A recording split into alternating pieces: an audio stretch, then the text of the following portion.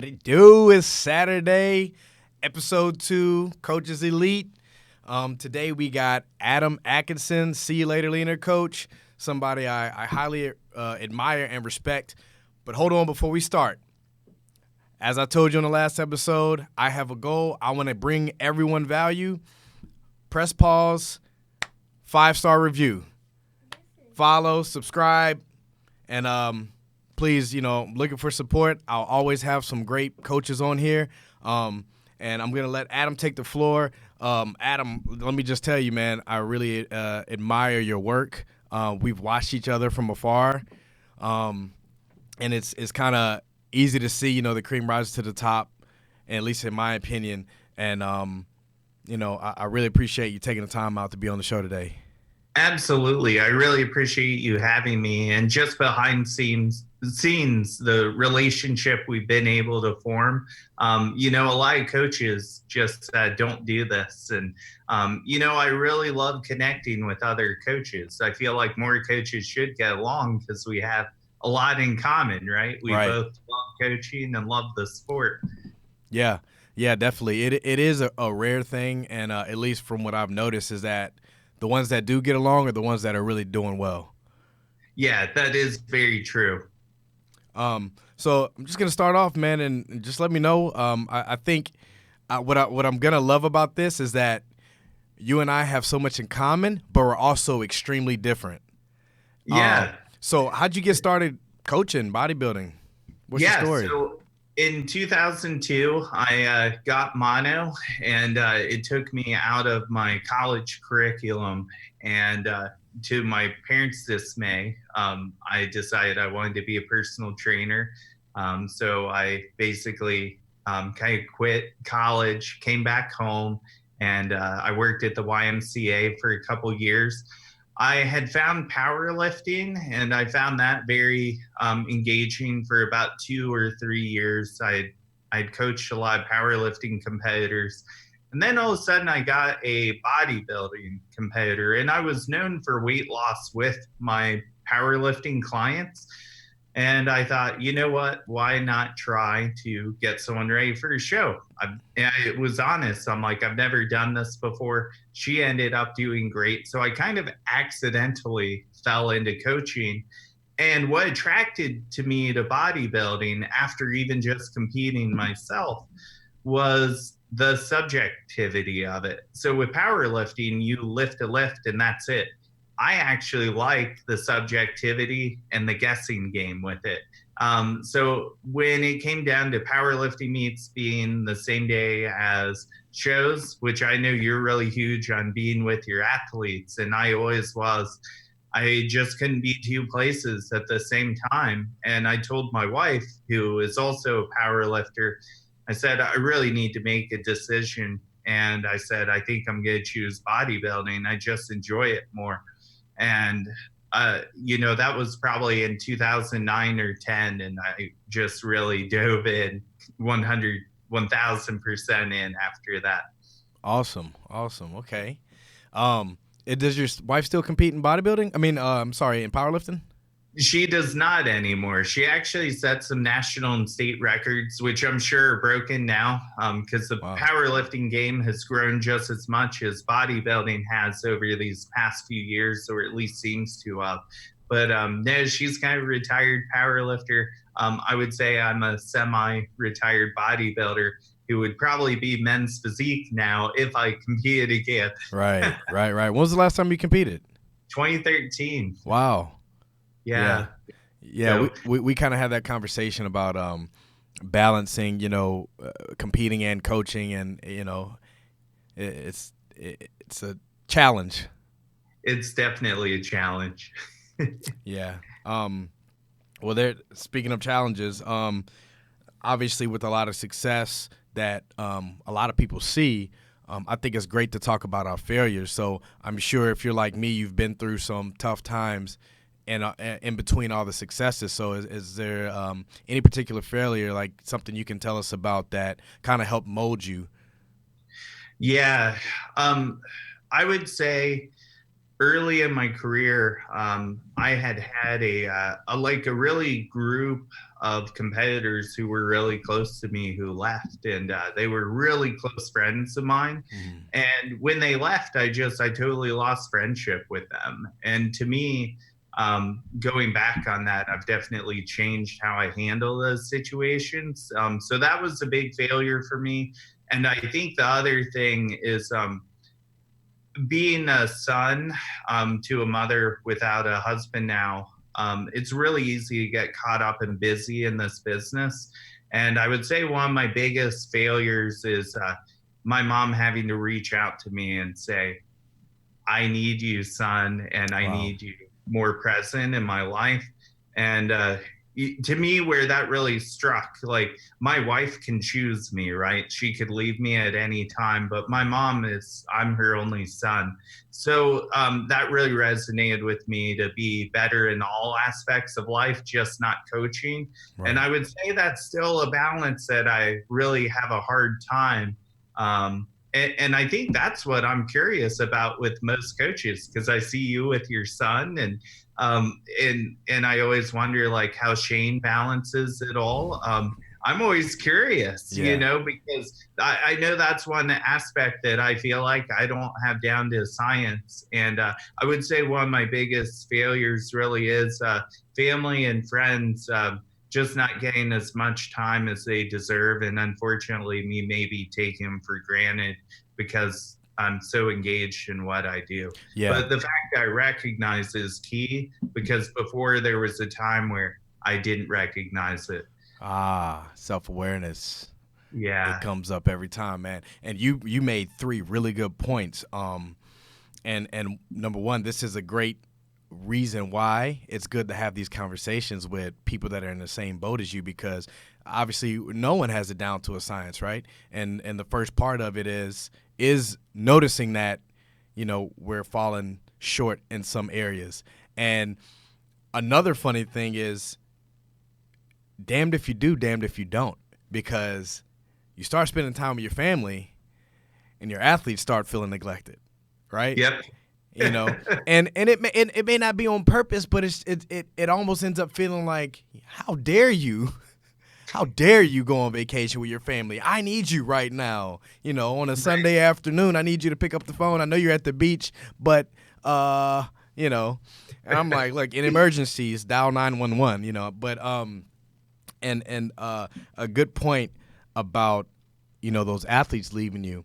That's something I feel very passionate about, because what's common is that people get so upset and their feelings hurt, and it's I guess you could call it insecurities with some coaches, that if someone leaves you, they feel like you're not good enough. I'm going to someone else,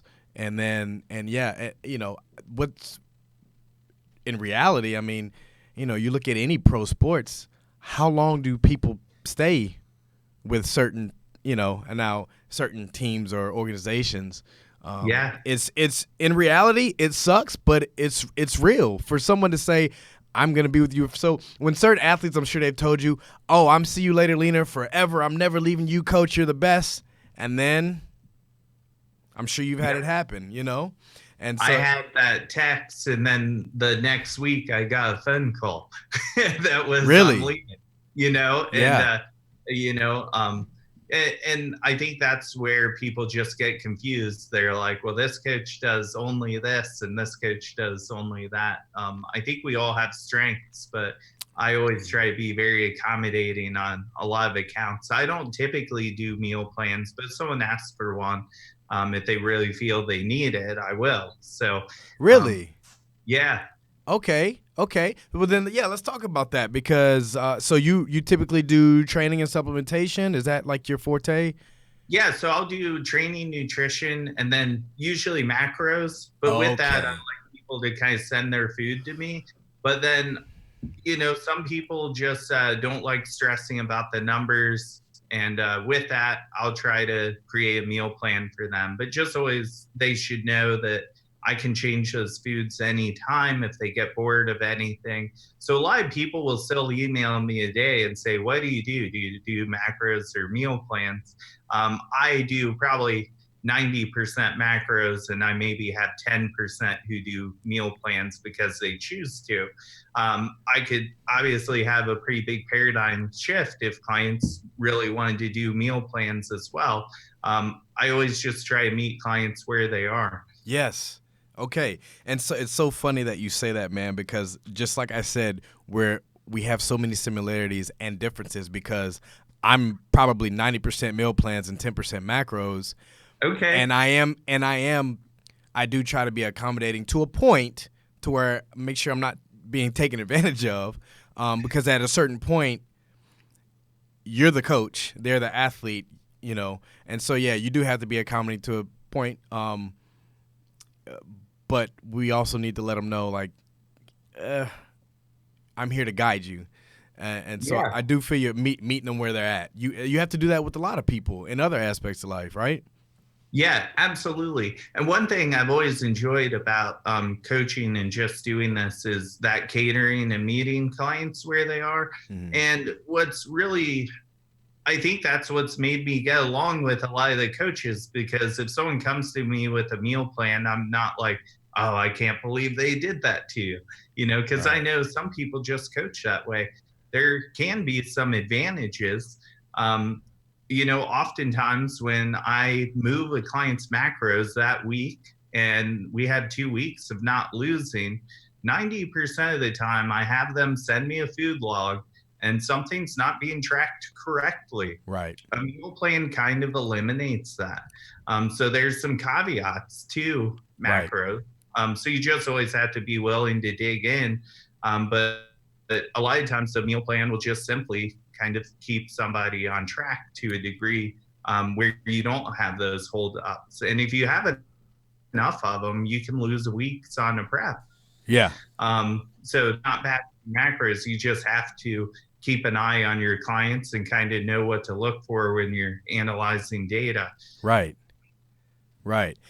So it's cool though. So, because I know a lot of coaches do meal plans, and I've never been one to kind of hate on that aspect or say that it's wrong, because I've seen some clients that just love that structure so much and they do great with it.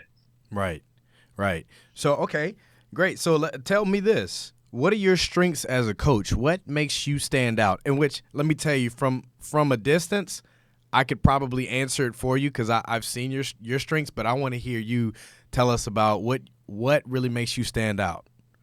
Yeah, well, I think one of my strengths is a weakness too. I think this helps me with women. I'm very nice. You're not going to hear me say something negative without following it up with a positive or two.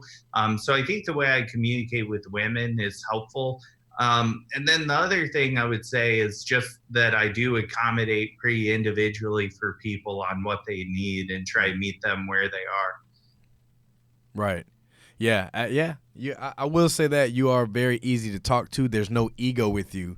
In a sport that is full of ego, a lot of coaches were competitors at one point, so there's this big ego, and I know everything, and everything I do is right, and I do this, I do that. Sounds like you make it more about them and their experience, your athletes. Yeah. One secret I'll tell everyone right now is, like, a lot of our success relies on the genetic potential of people that reach out to us. 100%. So, like, I'm not gonna lie, like, if you sent Jen Dory my way, I couldn't really mess that up.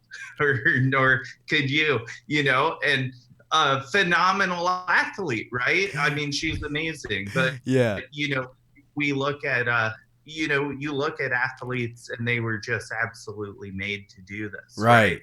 Not taking anything away from them by any degree. We're talking like top level of it, Olympia. But what I do like people to look into is look for coaches who make biscuits from scratch. And what I mean by that is not taking just elite competitors and people who it's actually just really amazing that they actually did get on stage. Man, you are preaching. I love it. That's what I'm talking about. So what you're saying is, when searching for a coach, athletes really need to pay attention to not who someone coaches, but when did they actually start coaching that person, right? Yeah, Really do research, because you can very easily just go to an Instagram page and say, oh, you coach this person, oh, you coach that person. But at what level? I think that is something that people don't pay attention to, is the genetic pool of it, especially in the pro league. yeah. I knew for myself, once I started coaching pros and on that Olympia level, and I saw what it was really about, I'm like, I can't coach. You can only coach to a certain point, right? Absolutely. Deal with the Yeah. cards you dealt. Yeah. Just like that situation I was talking about earlier, I had a client who came to me 5 weeks out before the Arnold. And Right. the only reason I took her, what she was doing was extremely dangerous. And honestly, she could have died had she continued with it any further. And, the last thing I want to do is, like, she could win the Arnold. She looks fantastic. I'm only putting 5 weeks of work into that. So I don't think I'm going to toss that up on my Instagram and say this was all me. But I might educate and say, this is kind of what happened, and not throwing anyone under the bus by any means. But Right. I think, if she wins, that's not really my win. It's Yeah. just more her prior coach gave her really great foundation. It was just more terms in physiology on peak week was going to be and she actually had some instances with her last peak week, and she was like, is anything changing from the last peak week we did? And he was like, no. And I was like, we should rescue you from this right away. Right. Right. Yeah. And I think you made a really good point, is your integrity really stands out. It's something that we don't see very often, unfortunately, is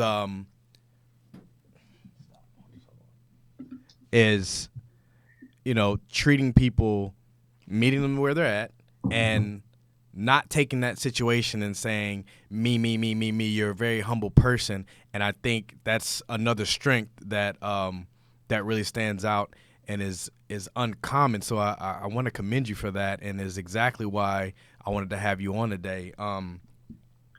It sounds like you're very confident in yourself and your work, and it's your work. So Yeah, you can't feel good about and I've been there where taking someone 4 or 5 weeks out, yeah, great, they can do well, but you want to feel good about your work, right?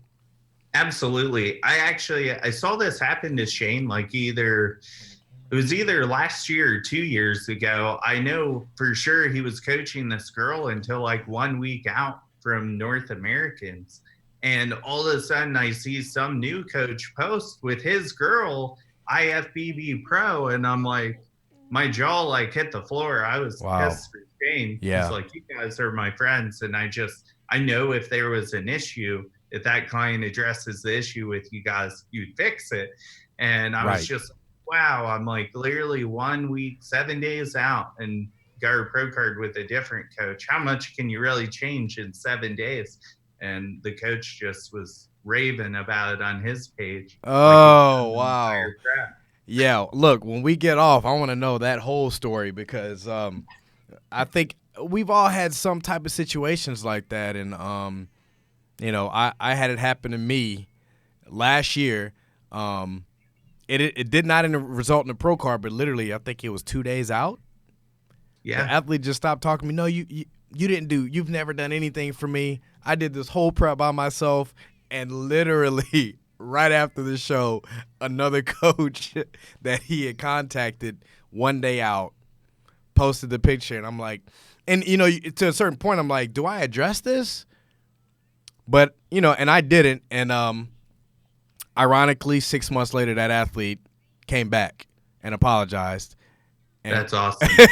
you know, And I will say this, a lot of times, like, that can cause coaches to hate each other because then they don't know what happened, right, right. like, did this person pay someone to come over?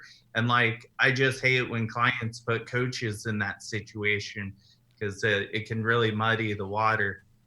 Right, very much so, and I think, and that's what I love about having this podcast is having conversations that are not had on social media.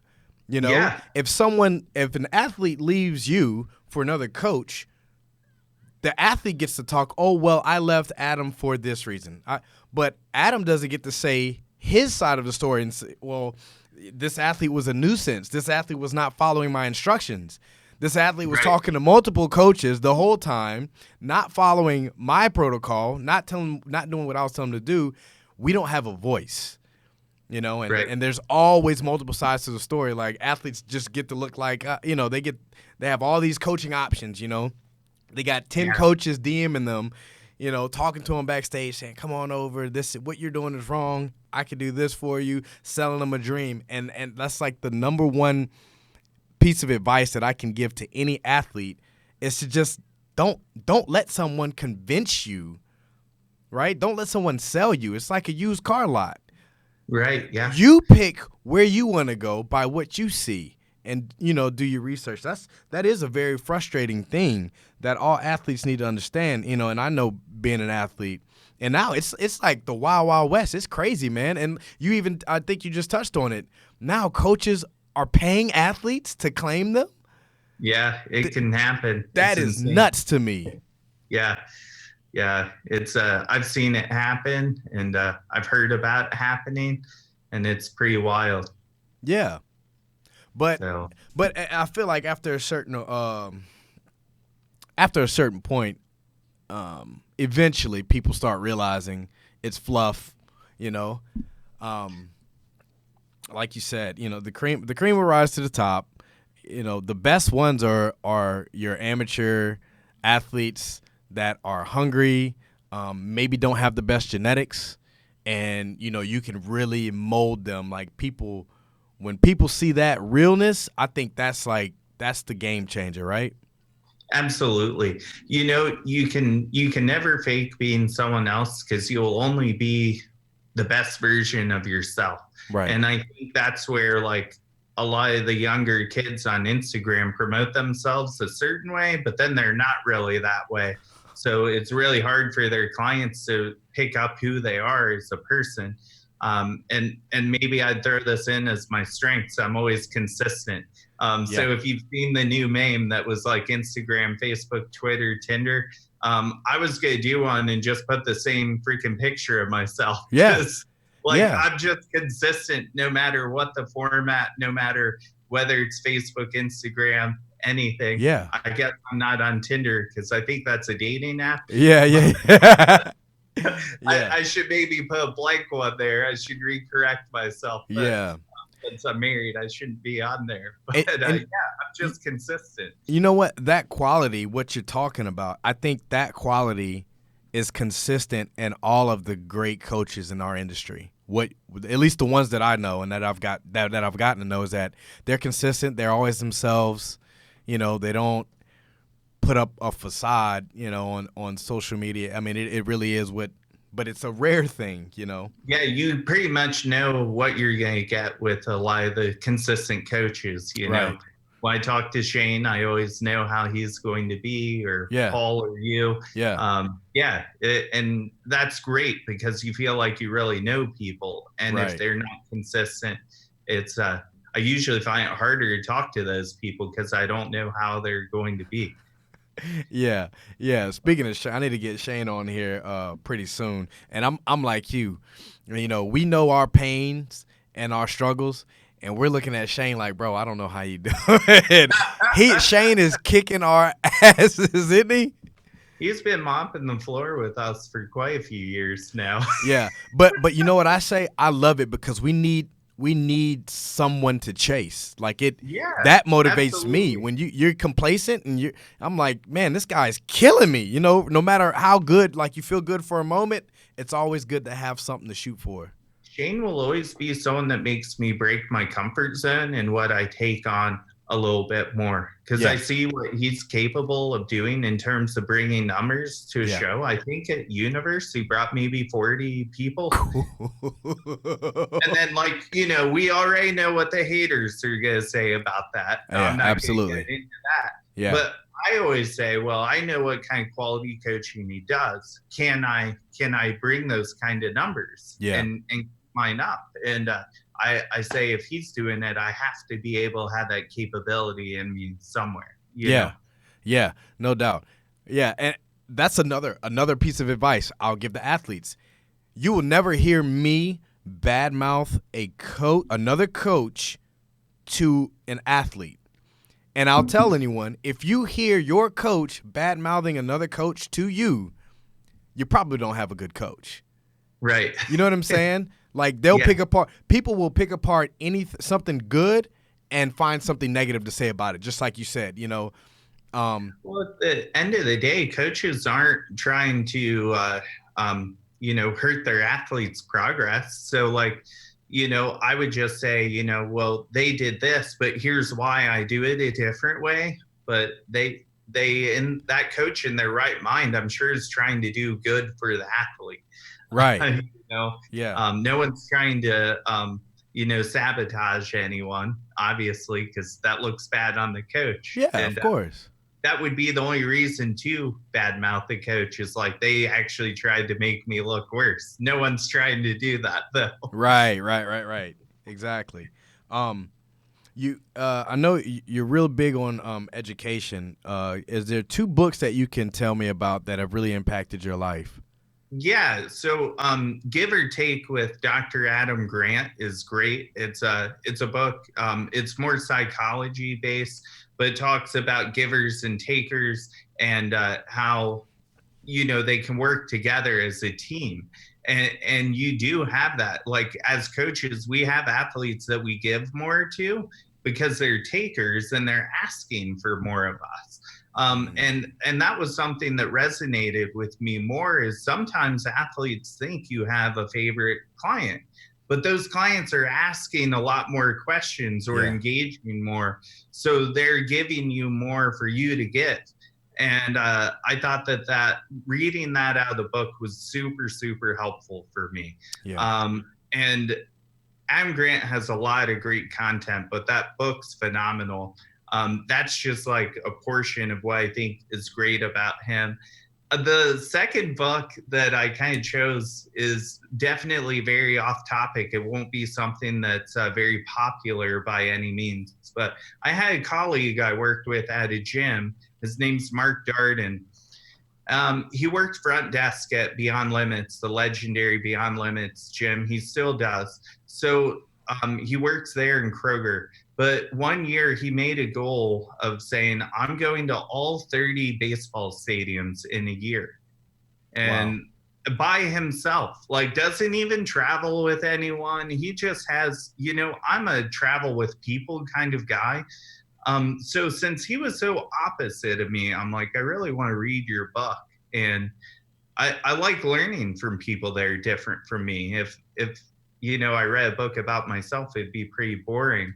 Right. And Mark's book is phenomenal. He talks about, how he would take a Greyhound bus to this airport to get a cheaper flight, and then he would fly here. Like, he really mapped out everything beautifully. And he talks about how much certain trips cost, and just the fact that he was so different than me, it really encouraged me to break outside my comfort zone with travel and certain things. So I went to the Bermuda show this year after learning about from you and Jess last year. Oh, wow. Okay. And I'm afraid of sharks. I hate cold water. And as you know, it was pretty cold down there. Yeah. And I'm also not shredded right now because I'm not competing. So here I am, a resort full of bodybuilders. No one's in the water. It's cold. And I said, I'm snorkeling because Mark Darden basically told me to break out of my comfort zone. Wow. And so I did. And it was freaking freezing, but it was beautiful. I didn't get eaten by any sharks. So I'm still on top of the food chain. And honestly, it was a really great experience. And I have other aspects in my life where just, reading a book where someone does something so opposite of you just really motivated me to try some different things I'm not comfortable with. Yeah. I think something to be said about getting comfortable being uncomfortable. It keeps you growing, and I think a lot of people will remain stagnant. And I'm telling you, everything you do is a great reflection of the leader you are, and all of this makes sense to me. You know what I'm saying? Like, Yes, yeah. yeah. And look, we let me introduce you. I got Antoine Witherspoon just jumped in here, 2-time Olympian, Uncle Spoon. Oh, cool. Yeah. How you doing, man? Nice to meet you. So we'll have him chiming in for a little bit. So Adam, what we all as coaches, we go through some of the same things, a lot of the same things, honestly, and we have social media versus reality. What would you attribute most of the reasons behind certain coaching successes and failures? What makes or breaks coaches? Because we see coaches come and go year after year, or maybe like you'll see them peak for 2 years and then they disappear. Yeah. I think honestly, if I got caught up on some of the small stuff, like, the stuff on Instagram or like clients that leave and maybe it's not so, not such a great experience. If you focus on that versus what's important. And I did this post maybe about a year ago where I talk about coaching being my identity. It really sucks when you have somebody leave, but at the end of the day, I have a lot of people that still value me in my life, in their life, and always trying to really brush off that one negative thing, because it can make you feel like your world's crashing down when you have somebody important in your life leave. And actually, psychology shows us that the same receptors in the brain light up as if you're feeling physical pain when emotional things like that happen. So like boyfriends, ex-girlfriends, things like that physically hurt. So brushing off that pain right away and getting back to who needs you and who's important. Yeah. And I think sometimes people get so caught up in that small stuff. I've seen coaches not go to shows to support their athlete because somebody was there who they didn't want to bump into. Oh, God. And at that point, I'm like, and I've had conversations with newer coaches about that. I'm like, do you not realize you're letting that person control your life? Yeah. Because they're probably not going to be back at that show next season. No, man. So keep showing up. Yeah. Wow. You hit the nail on the head, man. That's so true. That's the best thing I can tell people. I can definitely agree because I don't know if you remember, but this time last year, not this time last year, but sometime last year, early 2019, I called you and I was telling you someone had just left the team, and it was such an emotional breakdown for me. There was such a disconnect temporarily, but you feel like, you give so much and you pour so much. You feel like you fail that individual to an extent. Like there's so much more you could have done. And, the reality of the situation is it's not, that moment isn't going to define you for the rest of your life, like you're saying. You got to gather yourself and, move on to the next and keep adding value to all the rest of your clients. So, it's ironic, you talk about that because Ryan had to coach me through the same process, a year ago. Just, picking the pieces up and still remembering you still have value. You still have value to add to other individuals and to just grow through the process. So, yeah, that's a very, very good point. Yeah, 1,000%, Adam. Man, it's crazy. None of the things you were telling me is surprising me. Like, you're consistent, and the best thing I can tell any coaches, any athlete, no matter what, that one thing is not the final thing. Where you could be at a show and you get that text, and like, you always have to be on. Yep. Even if you're devastated on the inside, and luckily I've had enough losses to where you even commented where we at North Americans. You were like, man, speaking of one of my athletes that left me, and you were like, she'll be back. That was a big mistake. I did say that. And dude, like the only reason I said anything, because I saw that on social media and like my heart sunk for you because I knew what you put into that person. Right. I think I even shed a tear But I felt like I had to say something to pick you up. And I think that was the first time we had ever actually gotten a chance to talk. Yeah. But I was like, I got to say something. Yeah. And I know how he's feeling. Yeah. But, luckily, man, you take enough L's to where, I was comfortable. I mean, we're on the phone and she's bawling, crying. I'm like, look, I love you. Go do your thing. I really support you. And I think that's what people need to understand is that they're leaving. So there's nothing you can say. Don't convince someone, look, I love you. If you got to go, you got to go. I see coaches and athletes on social media bashing each other and da-da-da. And I'm like, y'all are both losing right now. You have no idea how unattractive that is to people who may have hired you until they saw that happen. Yeah. Very true. What advice would you give a new competitor, new to the sport, and what advice would you give to a new pro? I would say a new competitor, not to sweat the small stuff. I feel like a lot of times they'll worry about very, very small details versus the big picture. And also really try to stay in your lane. Try to watch yourself. Don't compare yourself to other people. And one thing I would say is if it doesn't make you feel good on Instagram, don't follow it. So if a girl posts something and it starts making you doubt your journey, virtual friendship through Instagram isn't really a thing. You can actually reach out to that person and say, hey, I'm in prep too, and I'm good friends with you, but I need to not watch you on Instagram so I can keep my head in the game. And don't be afraid to approach hard conversations like that and do what's good for yourself. You can also just do like I think it's mute. Yeah. I think where now they won't even know if you unfollowed them, but you can just mute them and say, like these things don't make me feel good right now. I need to keep my head in my journey so I can focus on what me and my coach are doing together. Run your race. Ooh. Would your advice to a new pro be similar to that?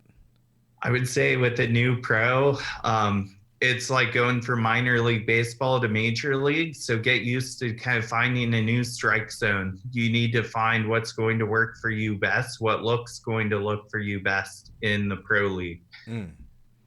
What would you say to that? I can't agree anymore, simply because that's what obviously being at all the national shows, we meet these guys and they want some grand master plan to make it to the Olympia. And, we tell them just get in and do your thing. But I always tell these guys and ladies to do what's best for your physique. Don't try to play someone else's game. When you're training, when you're posing, play to the strengths of your physique. What you're good with, what you're comfortable with. Grow there, and then we're going to perfect everything else along the way. But guys get out of their lane. They get out of their what they're good at, and because they pay attention to social media and what Jimbo says in the gym and all that good stuff. Yeah. But play to your strengths. Right. I couldn't say it any better. Adam, what advice would you give an aspiring coach, a new coach, or someone who maybe wants to transition from competing to coaching, which we kind of touched on some of those things, but I have a feeling there's a couple of things you're going to add to that. Yeah.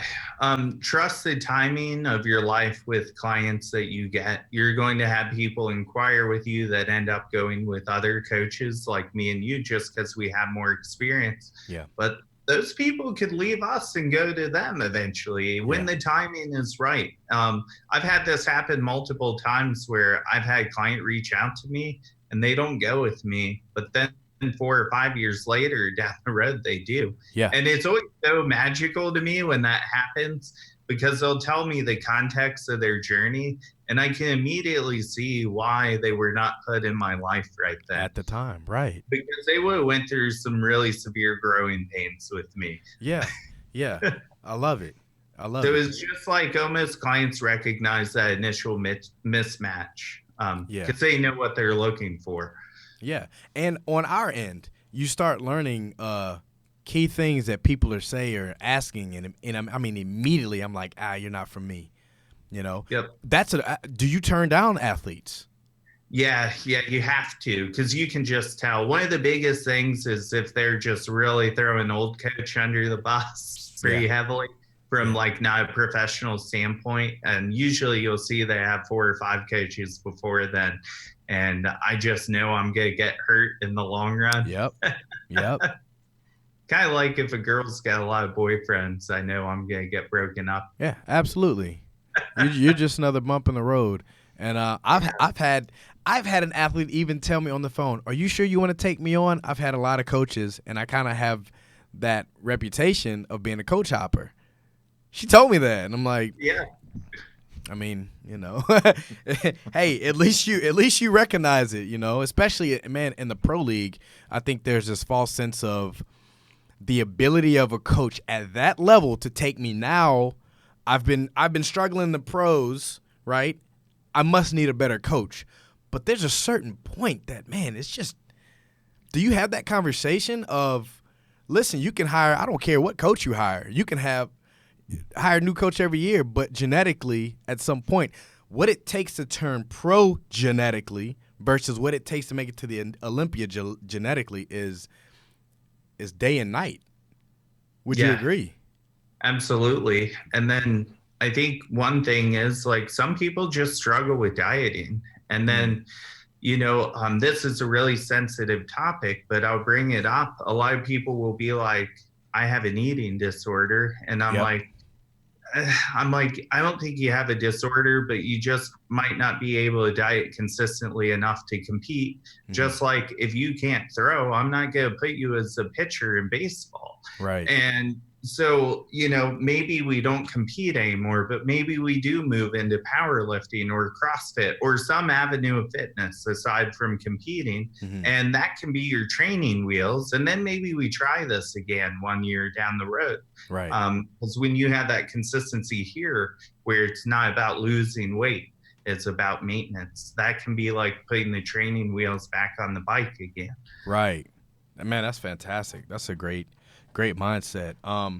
We did touch on, before the cameras came on, we talked about a little bit about what you got coming up.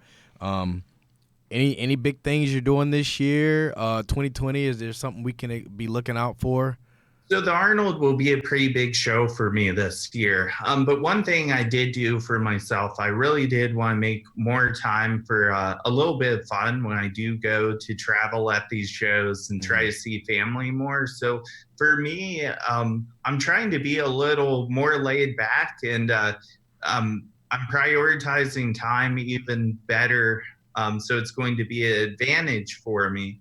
But also, I just feel like for me, it's just enjoying the process more with my athletes. And I think that's what I'm really looking forward to the most, because it's just such a blessing that we get to do this every day. And so many people are, you know, against opposing coaches, but I love seeing you do well and seeing Shane do well. Because if you guys are doing well, that usually means I'm doing well too, because the demand in our industry is there to keep us all busy. Yeah, no kidding. Right? And growing every year. Just such a blessing to me. Yeah. Man, that's great. It's going to be a good year. I'm really looking forward to seeing you at more shows, linking up. It's always good to have a few mention of our struggles, you know. Yeah. Because, you know, I think it's funny that, you know, we can be at shows, straight face, look relaxed, but inside wheels are spinning, you know. Yeah. But I really enjoy it, man. Are there some things that you want to speak on just freely? I mean, I know you and I could probably talk all day on a lot of this stuff. We probably could. Yeah. Man. You got any upcoming athletes? I'll put you on the spot.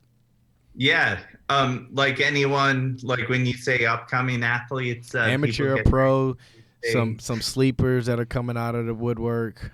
Yeah. So the first pro show for me is going to be the Gov Cup. and that's going to have Brittany Hamilton, who Yep. because her and Jess are really close, so that's kind of what brought us together. Right. So Brittany Hamilton, and then I have Drew Collin doing the Gov Cup as well. Along with that, I'll also have Phil Thomas doing the Salt Lake show, which ironically is the same day as Pit Pro, which I'll be down there. So Pit Pro will be another big show that I bring athletes to this year. Okay. But we should have a pretty good Arnold. I've got some good athletes going in there, so I'm pretty excited about that. Yeah, I'm sitting this one out, man. You and Shane, I can't keep up with y'all. Will you be going? I know you travel a ton. No, I'm not gonna be going to the Arnold, man. I think I got two or three in the Arnold. Because when I was at Portland, I was shocked to not see you down there for the. What weekend was that? Class. Number one, that was just Portland is just like going to a different country. It's so far. Well, and I think that might have been one of the reasons. I don't even want to bring it up because it's so terrible, but they had that protest. Oh, yeah. I didn't even know about it. Jess sent that to me, and I was like, man, I don't even. Yeah, no, I'm good on that. But it's gonna be funny to see in the upcoming years, just the things that change with the influx of athletes, the new wellness division. Can you? Well, we already touched on the kind of the pain points. Is there something that goes through your mind when your athletes are on stage? Can you explain that feeling of, during first call-outs, they're getting moved between the 1 and the 2 spot? Is there something that goes on in your brain? Man, so at Nationals, Celeste, I thought was going to close out the year with another pro card. And I don't even know how I ended up in the back of the auditorium, but I did. I don't know what my body does when my people get. Oh, wow. But then I'm like, oh, God, all of a sudden I'm standing in the back. And then Casey was like chatting with me. She's like, which girl is yours? And I'm like, I must be making a scene. And I'm pretty quiet and laid back. Right.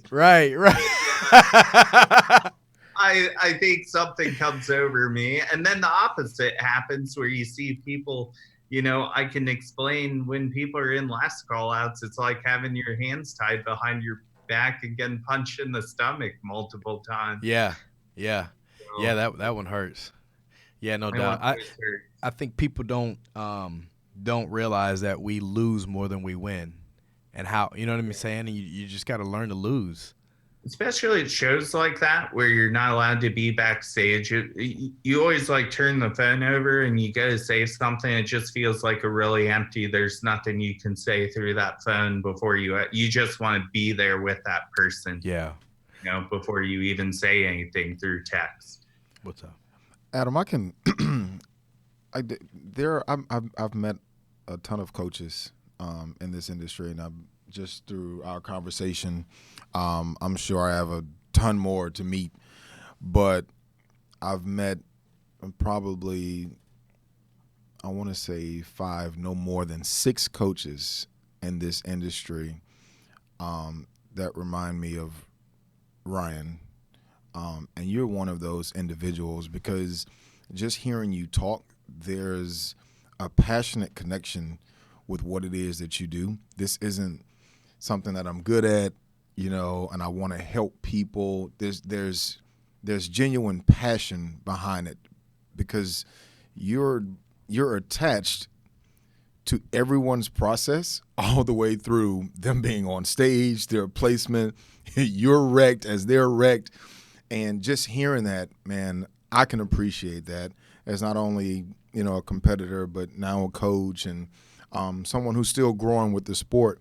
But I can definitely appreciate that, man, because it's that type of sincerity that people need to have. People need to know is out there, that genuineness that you possess as a coach, as a mentor, as someone who develops their clients, not just on the stage, but off the stage, full circle. They need to know that exists, because a lot of people don't think that it really exists. They think, oh, you're just here to collect my money.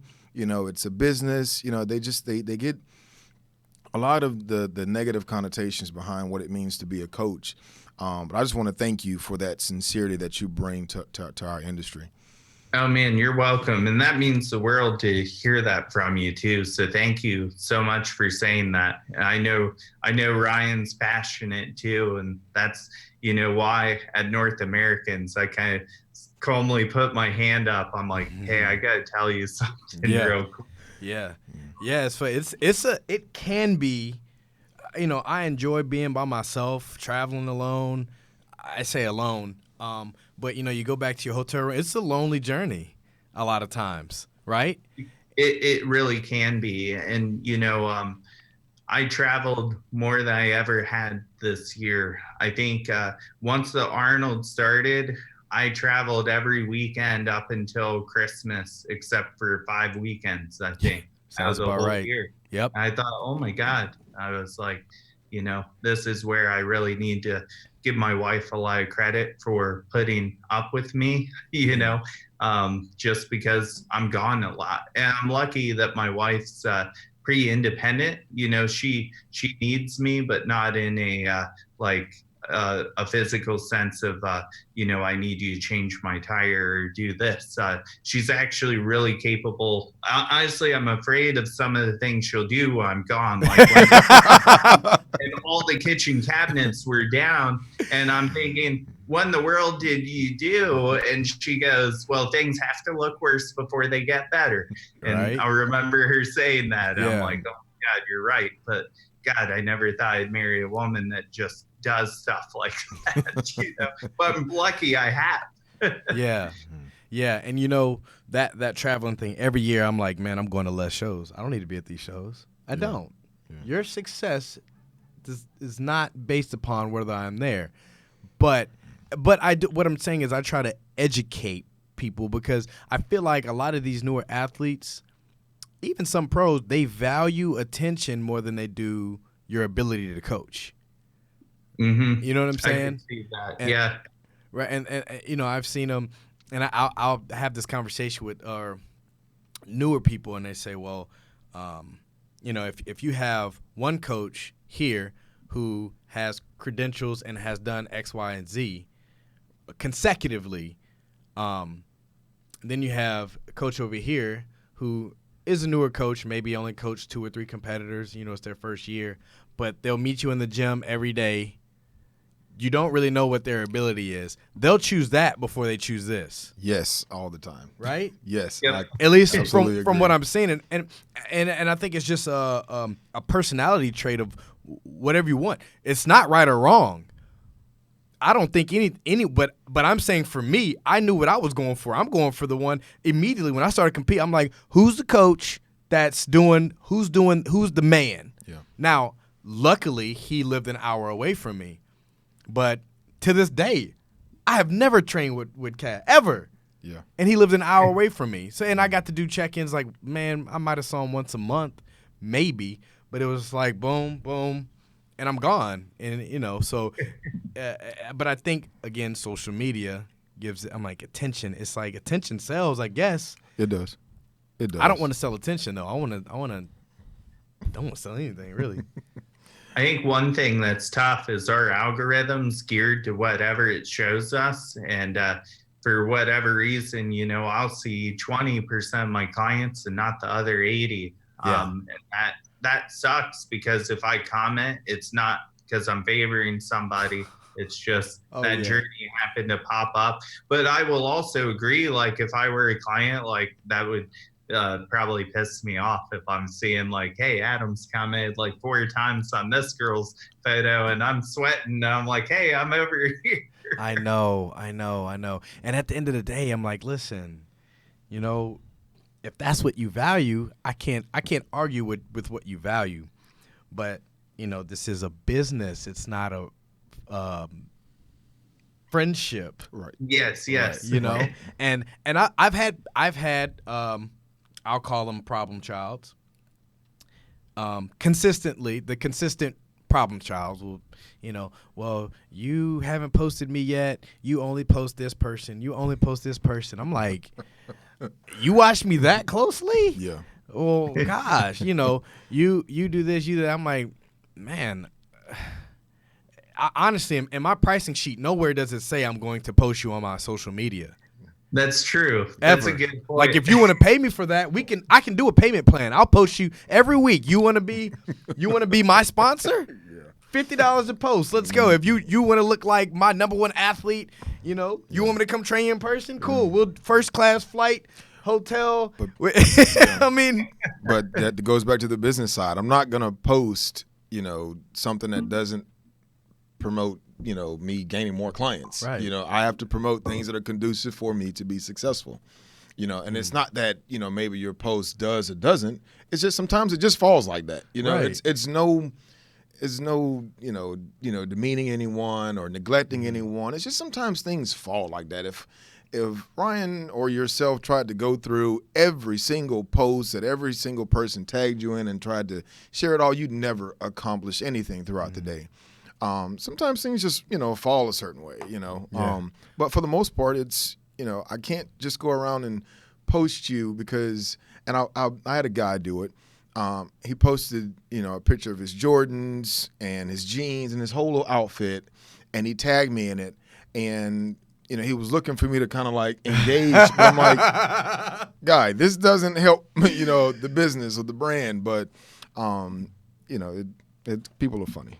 Yeah. People are very funny. So Adam, is that you've obviously had athletes comment on your engagement and how you engage and how you post on social media? A few times, yeah, and that happens. And I explain the algorithm, obviously, and sometimes I'll just immediately go back and like and comment, Yeah. fixes the problem, right? And less, is more unawareness, unless that photo pops up. And I just tell them it's not like I've scrolled past these; they're just not popping up on my feed. Yeah. And I'm pretty clear with clients, like communication really needs to be done through email, just because that's huge. And if you have anything urgent, just all caps me. That's better than text, because I'm usually on my email all the time, and you can usually get a response like that. I actually put my phone in another room because I've even found, like, just for my own just like distraction purposes, if I checked a text, I also went to like Instagram and Facebook and maybe even potentially YouTube afterwards, because the devices just make it so easy to make frictionless movement. And I want to do movements with purpose. And so all my movements in my email are with purpose and for a purpose, where Instagram, I'll actually, waste a half hour there. And I'm like, well, crap, I just left someone waiting an extra half hour for a reply that, should have had an answer 10 minutes ago. Would you say that commonly there's a disconnect from coaches to clients? More so, we use social media as a tool, but for clients or potential clients, et cetera, for them it's more of relationship building. It's more of just kind of like being at the mall. It's social hour. It's kind of like a hangout domain. And there's a misconception there. Can you kind of elaborate on that? Yeah. I almost want to write bullet points on everything that I want to touch on with wow. that. So yeah. When I look at Instagram, and like I was a non-Instagram coach for a while, so I had coached athletes in the industry before the Instagram era, and even for competition. And then as you look at the evolution of Instagram from when we started coaching, it was like that accountability tool. Like, I'm putting my show date out in the air on there, and this is like my accountability, say I'm doing this. Mm-hmm. But then, quickly after, it became a marketing tool for coaches like ourselves, which is great. But now it's also became almost Wikipedia of, is a meal plan better? Is macros better? Is keto better? Is, what posing coach is the best? Well, these 5 girls went pro with this posing coach, and these 10 girls went pro over here. But like sometimes it's like, did those girls just have pro physiques? And it's not really even about the posing as much as the physique they present 100%. on stage. Mm-hmm. And when you narrow this complicated process down into a picture and a caption, that becomes really difficult, and it can really confuse a lot of people. So we as coaches, where the disconnect happens is it's almost bad as other coaches DMing our clients and say, I don't know why you're on macros because we do meal plans over here, or vice versa. Right. So they have all this information coming at them at light speed just due to the algorithm. Yeah. And a lot of times it's opposite. Oh yeah. Well, man, Adam, it's been a pleasure. Thank you so much, man. We got to do this again. This was fun. Yeah, I'm definitely going to make my rounds. You know how much I respect your work. And you coach all divisions, correct? You coach them all. Everything. Which is rare. Now. Which is rare. And that's why, I respect, it's hard not to fall down that funnel of, oh, you're just bikini, oh, you're just figure, or, bodybuilding and classic, those fall in together. That's a rare thing, and so people need to know, like, that really stands out. You go to your page, and I'm seeing all kind of different categories, so that's very impressive. And your people come in diced. Love it, man. Your people do also. Thank you. That's all genetics, man. It's good coaching. By the way, I think the first time I really noticed you, I think it was North Americans like 2014. I feel like you had. Was it my khakis? 6 or 7 guys go pro there. What year was that? That was 2 years ago. No, that was a long time ago. That was a year and a half. That was a year and a half ago. I had. Was it a year and a half ago? 7 men's physique pros and 2 bikini. Yeah. I saw that and I was like, that's where I like really made the association, because I'd seen you on social media, and then I saw that and I was like, wow. Yeah. I was just talking about this, and you're probably the only other person that can feel me on this. And Shane, I despise that platform so much because you got to fly in on Tuesday, bikinis Wednesday, figures Thursday. Man, you talk about exhausting as opposed to a 2-day show, but it's where I get the most cards. What's tough for me is I schedule my check-ins during that day. And right. So I came in Tuesday, which I drove, so I didn't even have to fly like you guys did. And in day one, I'm in the lobby because I'm spending the night with clients. I don't want to keep them up while I'm emailing. I don't want them hearing me clicking my keys, and literally go to bed at 3:30, and they're getting up for makeup. Oh. And I'm like, and this is only day one. Oh. And I'm like, here we go. So Saturday is the first time I ever left a show before it was over. My voice was gone and I was just sicker than a dog. Yeah. I'm like, if I don't go home now, I might be like staying one more night in this hotel because I won't make it. Right. Wow. Yeah, that's man. It's great for competitors that platform, but man, if you coach multiple categories, like I was telling Jamie Bernard, I'm like, y'all are so lucky. You fly in Tuesday, compete Wednesday, y'all are out Thursday. And it's like, by Thursday, I'm taking a deep breath and going back in. Yeah, absolutely. I'm lucky I had 2 pros this year because I think I was so riding that high into the next days. Right. Yeah, exactly. Exactly. But, and even there's the stress of that, and you got people, and maybe you don't know if they're first or second. Oh man. And we'll touch on this and we'll cut out, but Junior USA's 18, might have been 18, Brittany Dane. So I had Brittany Dane was winning her class. She was tall. And then Jess was winning her class, but it's a 2-day show. Man, I walked out of that venue after prejudging, which was on Friday, Saturday. I get back to my hotel. I'm trying to hurry up and take a nap. I got hives all over my body. And that's when I found out that you can get hives from stress. Yes. And it was a great prejudge. Everyone did well. And I'm like, I still got to wait 24 hours to find out if they're even getting pro cards.